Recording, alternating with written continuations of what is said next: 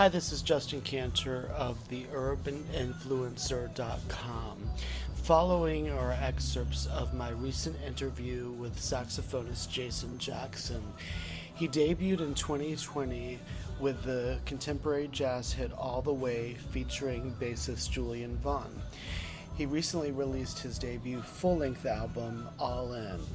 I spoke with the Wilmington, North Carolina native about his interesting history starting as a musician in school onto the Navy Band and as an independent artist.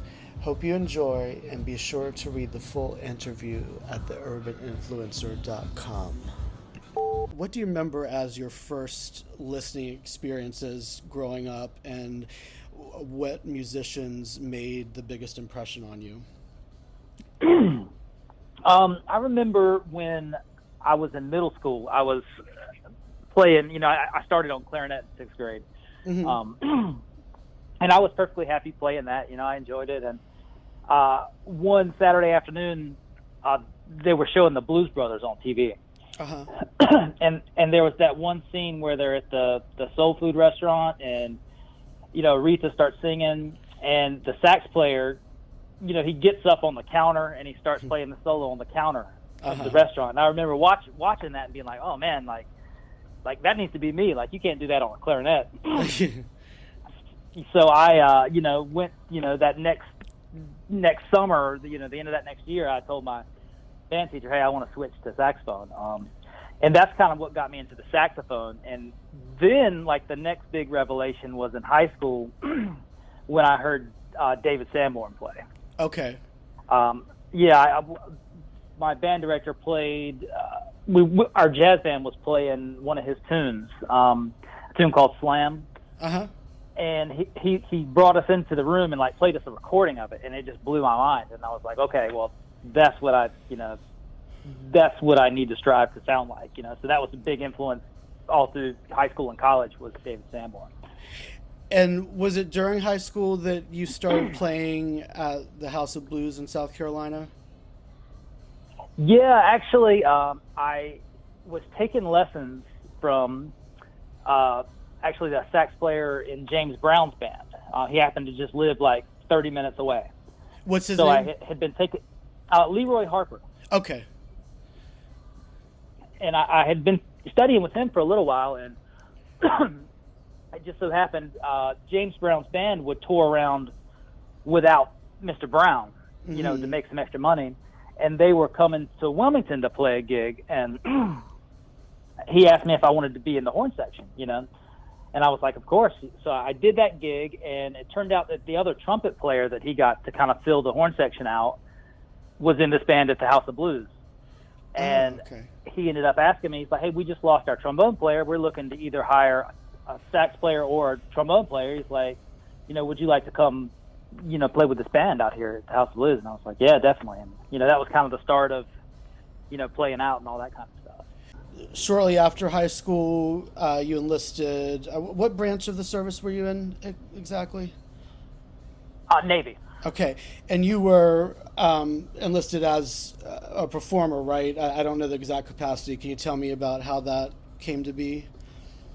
Yeah, so I graduated from UNCW in 2005, I think. Okay.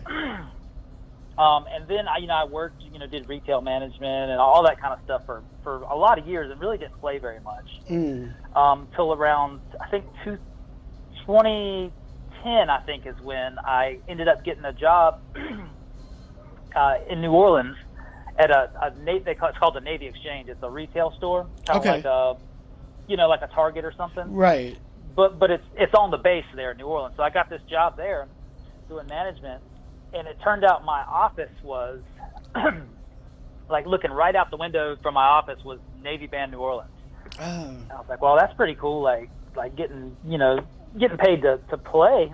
That sounds really good. And it just so happened that same trumpet player that had gotten me that job at the House of Blues, he had enlisted in the Navy years back. Oh, okay. As a musician. So I called him and, just said, hey, what's the deal with this Navy gig? Is it okay? And he kind of gave me the ins and outs, the goods and the bads. And I was like, okay, I think I'll give it a shot. Mm-hmm. So I just walked over on my lunch break one time and just happened to catch somebody going in, and he gave me a tour of the building and showed me all this, all the different spaces, and he kind of gave me his rundown of the program too. And I said, okay, well, what do I need to do to audition? And he gave me the requirements, and I said, okay, well, I'll take this and I'll practice on it for a little bit and I'll get back. And I practiced for about a week or so and came back. I was like, yeah, I'm ready to do this, and ended up auditioning and winning a spot, which was pretty cool. But then it was just right into the Navy after that. So it's kind of weird. I moved to New Orleans for one job and ended up getting stationed right back there in New Orleans. It worked out really well. So was there a turning point at which you made a conscious decision to pursue a career as a solo performer, recording artist, or how did that actually happen? So after my time in Japan, I got stationed in Norfolk, Virginia, which is, we ended up living in Chesapeake, which is where I am now. Yeah. But really, so I was 10 years in at the end of that contract, and I knew that if I had re-enlisted again, that was it. I was doing 20. Right. And, and so, my wife and I were talking, and she had been climbing really steadily in her job, and I just didn't want to keep pulling her up and moving her every couple of years. So I was like, well, we've got a place here in Chesapeake. It's you're doing well. It's a good time for me to maybe just pull out of the Navy thing. Mm-hmm. So when I decided I was not going to do that anymore, I said, what I want to do? As soon as I get out of the Navy, I want to release a record. And that was just kind of a goal I had. And so I got to kind of looking around, who did I want to kind of get to help me with it? And I was studying with Eric Marienthal at the time. And, I'd asked him, hey, what do you think? And he's like, yeah, that's a great idea. You should do it. And he's like, you should look for somebody to produce it. Mm-hmm. And I said, okay, I'll do that. And I remember it was 2020, so it was during, the whole COVID lockdown and everything. Mm-hmm. And I thought to myself, well, this is the time to find a good producer, because all the music's touring and everything's kind of shut down. They're going to have a little time. Mm-hmm. So I said, well, let me do some research. And I was looking around, kind of looking on Instagram, and I came across guitar player Adam Hawley. Mm-hmm. I'd always been a fan of Adam's music before, but I saw where he was producing some stuff, and I said, man, and I was, went back and listened to a bunch of his. I think he had 2 records out at the time, right? Or he had just released maybe his 3rd. I went back and listened to all that, and I was like, this is exactly, what I'm feeling. This is what I want my music to sound like. Mm-hmm. And so one night I was kind of laying in bed, looking through Instagram. My wife was asleep. It was pretty late. Mm-hmm. And I said, you know what? His email address was in his bio, and I was like, well, I'm going to send him an email. Mm-hmm. And I sent him this email, or I wrote it, and I had an introduction, a little bit about me. I sent him a link to some little demos that I had done and all that kind of stuff. Mm-hmm. And I went to send it, and I was like, you know what? I don't know who I think I am, reaching out to this guy. He's a big deal. And so I didn't send it. And then I kind of was laying there, I couldn't sleep. I was kind of tossing and turning, and I said, something inside of me was like, no, you need to send him that email. Mm-hmm. And so I got up again and got my phone and retyped the email, and I sent it to him.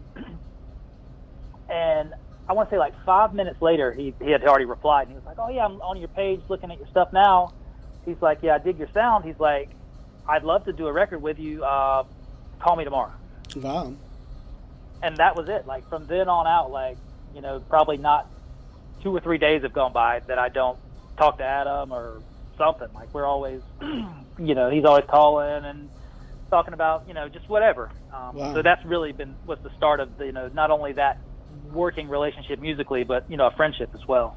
When you talked about that process for the recording, going back and forth with files and whatnot for moving on, because I would imagine maybe it was a little bit different for this full album that you have now, All In. At least when I was looking at the credits, I noticed that you have a full band on a lot of the songs. You know, a live drummer with Eric Valentine, I think, on a lot of the songs, and the bassist Mel Brown and some other people.